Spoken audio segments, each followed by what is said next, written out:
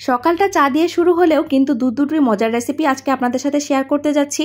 অবশ্যই কেউ স্কিপ করবেন না, সম্পূর্ণ ভিডিওটি দেখে নেবেন। আসসালামু আলাইকুম, ওয়েলকাম করছি আরও একটি ব্লগ ভিডিওতে। কেমন আছেন সবাই? আশা করি সকলে ভালো আছেন। আলহামদুলিল্লাহ, আমিও ভালো আছি। ফেসবুকে যেহেতু এখন রেগুলার ভিডিও দেওয়া হচ্ছে না, সেই জন্য কিন্তু ভিডিওগুলো দিতে একটু লেটই হয়ে যাচ্ছে, তার জন্য দুঃখিত। সবাই একটু ধৈর্য ধরে ভিডিওটা দেখবেন, তাহলে আশা করবো আপনাদের কাছে ভালো লাগবে। আজকে আমার শাশুড়ি মার পছন্দের মাংসের শুটকির রেসিপিটা আপনাদের সাথে শেয়ার করছি, কারণ আমার শাশুড়ি মা বলেছিল যে ওনার মাংস শুটকি খেতে ইচ্ছা করেছে। তো আপনাদের ভাইয়া গিয়েছিল 2-1 দিন আগে বাড়িতে, তো ভাবলাম যে একটু রান্না করে দিই। মাংস শুটকিটা আগের দিন সেদ্ধ করে তারপর থেতো করে রেখে দিয়েছিলাম। এই রেসিপিগুলো অনেক শেয়ার করেছি, কিন্তু নতুন অডিয়েন্স যারা আছেন তাদের কাজে লাগবে বলে আবারও শেয়ার করলাম। এই মাংস শুটকিটা সেদ্ধ করে থেতো করে রেখে তারপর বসিয়ে দিয়েছি, সবগুলো মশলা দিয়ে দিয়েছি। মশলাতে আপনারা যখন মাংস শুটকিটা রান্না করবেন তখন একটু ভালোভাবে কষাতে হবে, অনেকটা সময় নিয়ে কষাবেন, তাহলে ভালো হবে। আদা রসুনের পেস্টটা নর্মালি মাংসতে যতটুকু দেন তার থেকে একটু পরিমাণে বাড়িয়ে দিবেন। আর মাংস শুটকিটাকে ভালো করে কষিয়ে নিয়ে তারপর দিয়ে দিচ্ছি আলু কুচি।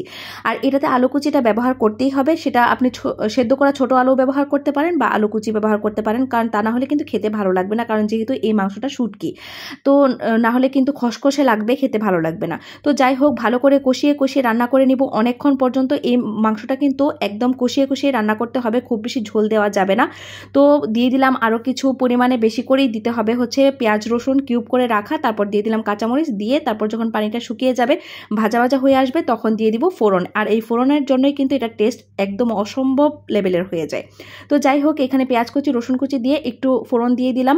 এই ফোড়নটা দেওয়ার কারণে না এই রেসিপিটা যে এত মজাদার হয়, আর যত বেশি ভাজা ভাজা হয় তত বেশি খেতে মজা লাগে আমার কাছে। তো যাই হোক, এখানে মাছ ভুনা করে নিচ্ছি। একটু বড় মাছ কেনা হয়েছিল, আপনারা হয়তো ভিডিওটা দেখেছেন যারা, তারা জানেন মোটামুটি অনেক বড় সাইজের মাছ কিনেছিলাম। তো মাছের পিসগুলোকে ভালো করে ধুয়ে পরিষ্কার করে তারপর লবণ হলুদ আর একটু মরিচের গুঁড়া দিয়ে একটু ভেজে নিব, কারণ এটা হালকা শেলো ফ্রাই করব, কারণ পরবর্তীতে ভুনা করব। কারণ আমার শ্বশুরবাড়িতে কিন্তু মাছ ভেজে রান্না করা হয় না, কিন্তু যেহেতু আমি দূরে পাঠাবো সেই জন্য কিন্তু মাছটাকে একটু ভেজে নিচ্ছি, যাতে করে মাছটা ভেঙে না যায় বক্সে করে যখন দিব।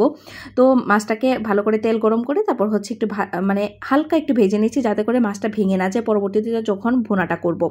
আর আমার হাতের এই মাছ ভুনাটা আমার শ্বশুর অনেক বেশি পছন্দ করে, যতবারই খাইয়েছি ততবারই অনেক বেশি প্রশংসা পেয়েছি, মাশাআল্লাহ। যাই হোক, আমার শাশুড়ি মাও কিন্তু মাংসের শুটকিটা অনেক বেশি পছন্দ করেছে, এমনকি আপনাদের ভাইয়ার বড় বোনও ছিল, মানে আমার ননাস ছিল, উনিও খেয়ে অনেক প্রশংসা করেছেন। যদিও এটাকে আরও ভাজা দরকার ছিল, কারণ আমি একটু কম ভাজা করে দিয়েছিলাম, যতটুকু আপনারা দেখেছেন ততটুকু করে দিয়েছিলাম।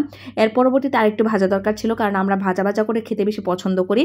তো যাই হোক, তারপরও তারা অনেক প্রশংসা করেছে, কারণ মা অনেকদিন যাবত রান্না করে খেতে পারে না, প্লাস তারা গ্রামে থাকলেও দেখা যায় কি যে বয়স্ক মানুষ, অসুস্থ মানুষ, তখন কিন্তু অনেক জিনিস কিন্তু করে খেতে পারে না, সেই জন্য কিন্তু মাংস শুটকিটা ওনাদের খাওয়া পড়েই না। আর আমার রান্নাটা তারা বরাবরই পছন্দ করে, সবাই যাদেরকে খাইয়েছি সবাই আমার শ্বশুরবাড়ির লোকজন খুবই পছন্দ করে, আলহামদুলিল্লাহ। তো যাই হোক, আপনাদের সাথে কথা বলতে বলতে আমার মাছটা ভাজা হয়ে গিয়েছে, পেঁয়াজটাকেও আধা ভাজা করে নিয়েছি, তারপর দিয়ে দিয়েছি হলুদ মরিচ ধনিয়া গুঁড়ো, আর এদিকে পেঁয়াজ বাটা রসুন বাটা জিরা বাটা, এগুলো দিয়ে তারপরে ভালো করে মশলাটাকে কষিয়ে নিব। ভালো করে কষিয়ে নিতে হবে, কারণ যেহেতু এখানে আমি খুব বেশি ঝোল ব্যবহার করছি না।